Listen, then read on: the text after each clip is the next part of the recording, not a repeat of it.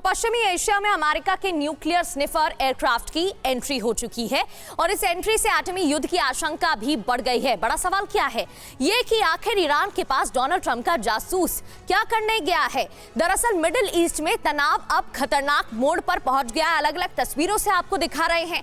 Iran के पास US nuclear sniffer विमान की हलचल एक बड़ा संदेश देने वाली बात है। अमेरिका का स्निफर विमान हवा में ही रेडियो एक्टिव कण पकड़ने में माहिर माना जाता है। ईरान के पास अमेरिका का WC-135 टोही विमान बड़े मिशन के लिए लगाया गया है। एक तरफ ये और दूसरी तरफ निगरानी। ये टोही विमान ईरान की एटमी गतिविधियों के बारे में इनपुट देगा। बड़ी बात क्या है, अमेरिका को न्यूक्लियर स्ट्राइक की आशंका है। ईरान टैक्टिकल एटमी अटैक कर सकता है। ईरान पर औपचारिक तौर पर एटम बॉम्ब नहीं है। तो तैयारी बहुत ज्यादा बड़ी हो गई है दोनों मुल्कों की ओर से, चाहे वो ईरान हो या अमेरिका हो। लेकिन अमेरिका से एक और बड़ी खबर इस वक्त मिल रही है। ईरान के खिलाफ सैन्य विकल्पों पर भी विचार किया जा रहा है। ट्रंप को सैन्य विकल्पों के बारे में बताया गया है कि और क्या विकल्प हो सकते हैं। अगर मिलिट्री कार्रवाई हुई तो किस तरह से होगी और विकल्प क्या होंगे। IRGC के ठिकानों पर बड़े हमले किए जा सकते हैं।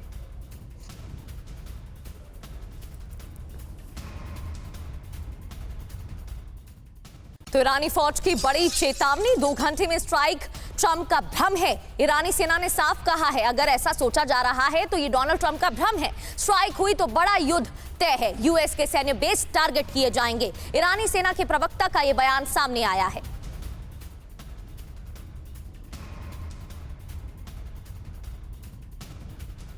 और ईरान अमेरिका युद्ध से संपूर्ण अरब में सर्वनाश का साया इस वक्त मंडरा रहा है। पहले ईरान की चेतावनी डिकोड करते हैं। आपको बता दें, ईरान ने ये कह दिया है कि ट्रंप युद्ध शुरू करेंगे पर खत्म नहीं कर पाएंगे। ये ईरान ने कह दिया है। दूसरी बड़ी बात, ईरानी संसद के स्पीकर ने कहा कि अमेरिका इजराइल पर ईरान बड़ा जवाबी हमला करेगा। मिडिल ईस्ट के सभी 9 अमेरिकी सैन्य अड्डों पर हमले की धमकी दी गई है। युद्ध अगर हो गया तो हजारों अमेरिकी सैनिकों को टारगेट करेगा ईरान। देखिए, अमेरिका ईरान में फुल स्केल वॉर अगर हो गई तो कहां तक फैलेगा युद्ध, ये भी आपको बताते हैं। ईरान, होर्मुज स्ट्रेट या फिर जल्दम, मध्य लाल सागर, Iraq, Syria, Lebanon, Israel, Qatar, Kuwait, Bahrain, यहां तक युद्ध की आग फैल सकती है और ये पूरा मिडिल ईस्ट इसकी जद में आ जाएगा। एक और बड़ी खबर, ईरान ने खुर्रम शहर मिसाइल को अपग्रेड कर दिया है। 2000 किलोमीटर तक मारक है खुर्रम शहर मिसाइल। ईरान की सबसे घातक मिसाइल है खुर्रम।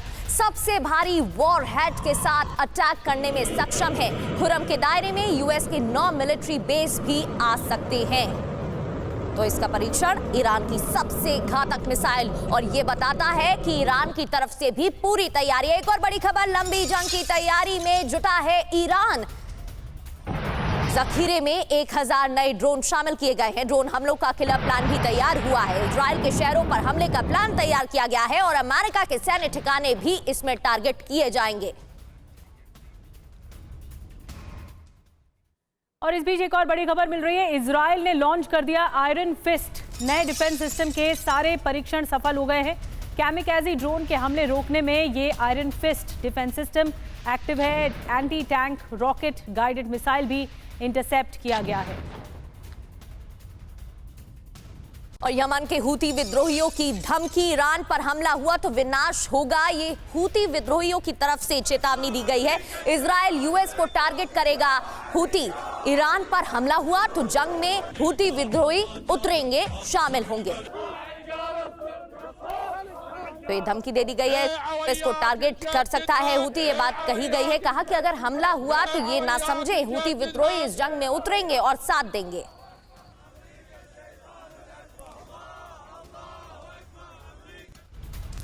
एक और बड़ी खबर मिल रही है। ईरान में अमेरिकी हमले का डर भी बढ़ता जा रहा है। तेहरान के मेयर ने बड़ी घोषणा कर दी है। अंडरग्राउंड पार्किंग को वॉर शेल्टर में बदलेंगे, मेट्रो स्टेशन को भी वॉर शेल्टर में बदलेंगे, ये कहा जा रहा है। तो तेहरान में भी हाई अलर्ट है कि अमेरिका में हमला हो सकता, अमेरिका की ओर से हमला किया जा सकता है। और आप तेहरान के मेट्रो स्टेशन देख रहे हैं किस तरह से सन्नाटा पसरा हुआ है। और ईरान के खिलाफ ईयू का बड़ा कदम अब आपको बताते हैं, जहां आईआरजीसी को टेरर ग्रुप घोषित कर दिया गया है। ईयू ने क्या कहा इसको लेकर? आईआरजीसी आतंकी संगठन है। ईयू के सभी 27 देशों ने इस पर सहमति जताई है और उसके बाद आतंकी संगठन घोषित किया गया है। इस बीच जर्मनी के चांसलर फ्रेडरिक मर्ज का बड़ा बयान आ गया है। ईरानी शासन का वक्त खत्म हो चुका है।